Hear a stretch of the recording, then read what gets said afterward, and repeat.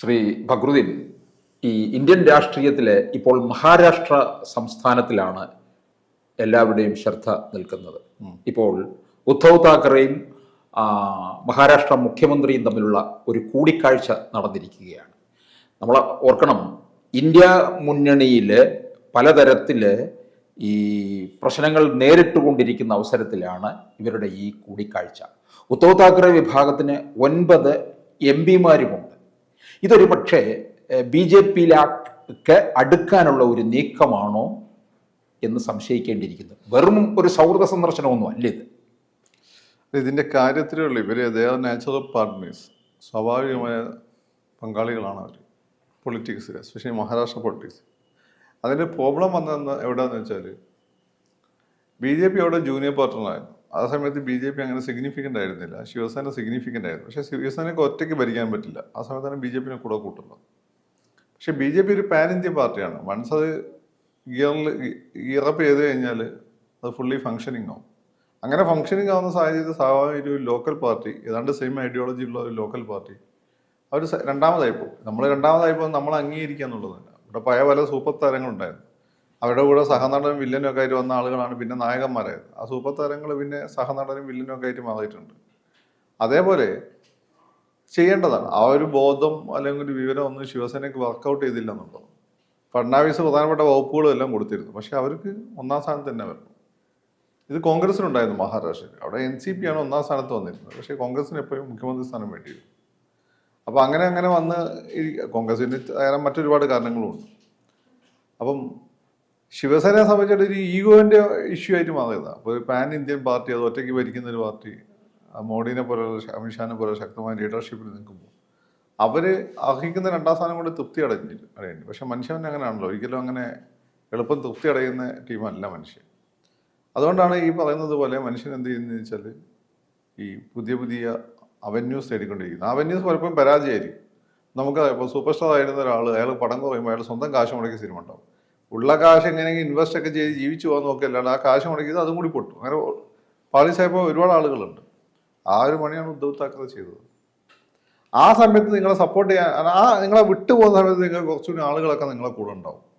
നിങ്ങൾക്ക് പണ്ടത്തെ ഒരു മൊമെൻ്റം ഉണ്ടല്ലോ, ഒരു പണ്ടത്തെ വിജയിയുടെ ഒരു മൊമെൻ്റം നിങ്ങൾ കീപ്പ് ചെയ്യുന്നുണ്ടാവും. പക്ഷെ അത് അധികാരം നിൽക്കില്ല.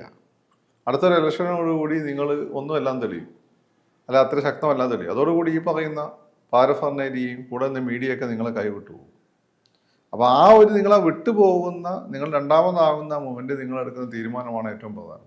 അവിടെ വളരെ റോങ് ആയിട്ടുള്ള ഡിസിഷനാണ് ശിവസേന എടുത്തത്. ശിവസേന കൂടെ അങ്ങനെ തീരുമാനം എടുക്കുന്നത് കോൺഗ്രസിനും NCPക്കും ഒക്കെ വലിയ പങ്കുകൊണ്ടതാണ്. പക്ഷേ നഷ്ടം NCPക്ക് വലിയ നഷ്ടം ഇപ്പം വന്നിട്ടില്ല. വന്നത് ശിവസേനയ്ക്കാണ്. കോൺഗ്രസിൻ്റെ പാൻ ഇന്ത്യൻ തലത്തിലുള്ള നഷ്ടങ്ങളേ ഉള്ളൂ. നഷ്ടം വന്നത് ശിവസേനയാണ്. ശിവസേന ഒന്നും അല്ലാതെ പോയി. അവിടെ നിന്നൊരു വിഭാഗം പോയിട്ട് പുതിയൊരു പാർട്ടി ഉണ്ടാക്കി. ആ പാർട്ടി മുഖ്യമന്ത്രി സ്ഥാനം അവർക്ക് കിട്ടി. ഇപ്പോൾ അവർ ഉപമുഖ്യമന്ത്രി സ്ഥാനത്ത് നിൽക്കുകയും ചെയ്യുന്നു.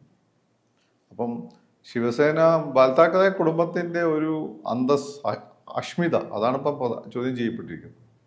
അത് നിലനിർത്തണം എങ്ങനെ BJP സഖ്യത്തിൽ നൊഴിഞ്ഞ് കയറിയിട്ട് ശിവസേനയെ ജോയിൻ ചെയ്യിക്കണം. അപ്പോൾ ശിവസേന അടങ്ങി ഒതുങ്ങി നിൽക്കുകയാണെങ്കിൽ ഇവർക്കും താല്പര്യം അതൊക്കെ തന്നെ ആയിരിക്കും. പക്ഷേ ഒരു നിർണായക ഘട്ടത്തിൽ സഹായിച്ച ഒരാൾ എന്നുള്ള ഏകനാഥ് ഷിൻഡേക്ക് ഒരു വാല്യൂ ഉണ്ട്. അപ്പോൾ അതെങ്ങനെ രണ്ടും കൂടി ഒരുമിച്ച് പോകുന്നുള്ളൂ. അപ്പോൾ കേരളത്തിൽ തന്നെ 2 ജനതാദളുകൾ ഒരുമിച്ചൊരു മുന്നണിയിൽ എങ്ങനെ പോകുന്നുള്ള ചോദ്യം വന്നല്ലോ. അതാണ് കാര്യം. അതുപോലെയാണ് ഇതിൻ്റെ ഒരു പ്രശ്നം. ഇതിൻ്റെ പുറത്തിനിപ്പം നാളെ അവർ തിരിച്ചു പോകില്ലേ എന്നൊന്നും പറയാൻ പറ്റില്ല. അതിന് ഒരുപാട് കീറാമുട്ടികളുണ്ട്. ശിവസേന താക്കറെയും BJPയും തമ്മിലുള്ള ബന്ധം, ഈ NDA മുന്നണിയിലേക്ക് തിരിച്ചു വന്നു കഴിഞ്ഞാൽ ശിവസേനയെ കിട്ടാവുന്ന സ്ഥാനം, മന്ത്രിസ്ഥാനങ്ങളൊക്കെ. BJPയുടെ മുന്നേ വേറൊരു പ്രോബ്ലം എന്താണെന്ന് വെച്ചാൽ കഴിഞ്ഞ ലോക്സഭാ ഇലക്ഷൻ ഒറ്റയ്ക്ക് ഭൂരിപക്ഷം ഇല്ലാത്തതുകൊണ്ട് ഈ ഘടകകക്ഷികൾ 2 ഉണ്ടല്ലോ, അവർ തൽക്കാലം മാന്യമായി നിൽക്കുന്നുണ്ട്. അവർ പതിവിൽ കൂടുതൽ അവർ സമ്മതം ചെലുത്താനൊക്കെ തുടങ്ങിയ ഒരു ബാക്കപ്പ് പ്ലാൻ വേണം. ആ ബാക്കപ്പ് പ്ലാൻ്റെ ഭാഗമായിട്ടാണ് മമതയുമായിട്ട് ഡിസ്കസ് ചെയ്ത് വെച്ചിരിക്കുന്നത്. ഇവർ പിൻവലിച്ചാലും മമത സപ്പോർട്ട് വരും. അങ്ങനെ ഒരു ബാക്കപ്പ് പ്ലാൻ്റെ ഭാഗമായിട്ട് ശിവസേനയും ഫ്രണ്ട്ലി ആയിട്ട് നിർത്താം എന്നൊരു നിലപാട് അവർക്ക് ഉണ്ടാവും. പക്ഷെ അതെങ്ങനെ മഹാരാഷ്ട്ര തലത്തിൽ അത് വർക്കൗട്ട് ചെയ്യുന്നുള്ളതാണ് വ്യക്തമല്ലാത്തത്. മഹാരാഷ്ട്രയിൽ ഓൾറെഡി അവരുടെ കൂടെ ഏകനാഥ് ഷിൻഡെ ഉണ്ട്. ഏകനാഥ് ഷിൻഡെയാണ് വലിയ ശല്യമൊന്നും ഇല്ലാതെ നിൽക്കുന്നുണ്ട്. അപ്പം അതെങ്ങനെ വർക്കൗട്ടാവും, അത് ഇമ്പോർട്ടൻ്റ്. പക്ഷേ ഇവർക്ക് ഏത് തരത്തിൽ പരിഗണന നൽകും ഉദ്ധവ് താക്കറെ വിഭാഗം? അല്ല, അതാണ് പറഞ്ഞത്, അവർക്ക് ഏത് തരത്തിലുള്ള പരിഗണന നൽകുമെന്നുള്ളത്. കാരണം അപ്പുറത്ത് ഇപ്പൊ ശിവസേന ഒരു ബ്ലോക്കായിരുന്ന പ്രശ്നമില്ല, ശിവസേന ഇപ്പോൾ 2 ബ്ലോക്കാണ്. പിണറായി വിജയൻ നേരിട്ട പ്രശ്നം അവിടെ ഫഡ്നാവിസ് നേരിടും, ഏത് ജനതാദളിനെ എടുക്കണം എന്നുള്ള പ്രശ്നം. പക്ഷേ പിണറായി വിജയൻ ഇവിടെ അപ്പർ ഹാൻഡ് ഉള്ള പോലെ അവിടെ ഫഡ്നാവിസിനും ഒരു അപ്പർ ഹാൻഡ് ഉണ്ട്, കാരണം ജയിച്ചു നിൽക്കുകയാണ്.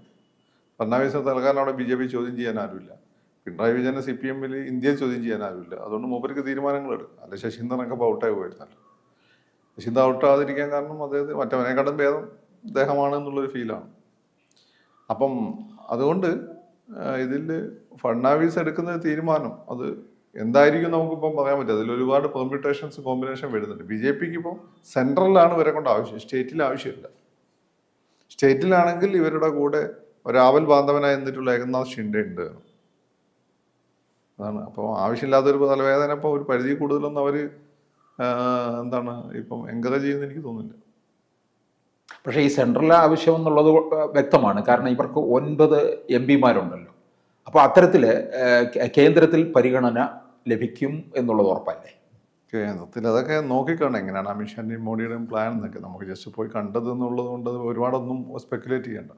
അമിത്ഷായും മോഡി എങ്ങനെയാണ് പ്ലാൻ ചെയ്യുന്നത് അറിയില്ല. കാരണം ഇപ്പം അവർക്ക് പ്ലാൻ B ഓൾറെഡി ഉണ്ട്, അത് മമതയായിട്ടാണ് സെറ്റ് ചെയ്ത് വെച്ചിരിക്കുകയാണ്. ഇവർ പറഞ്ഞാൽ മമത വെക്കും. അടുത്തൊരു പ്ലാൻ സിയുടെ ഭാഗമായിട്ടാണ് ഇവരെയൊക്കെ.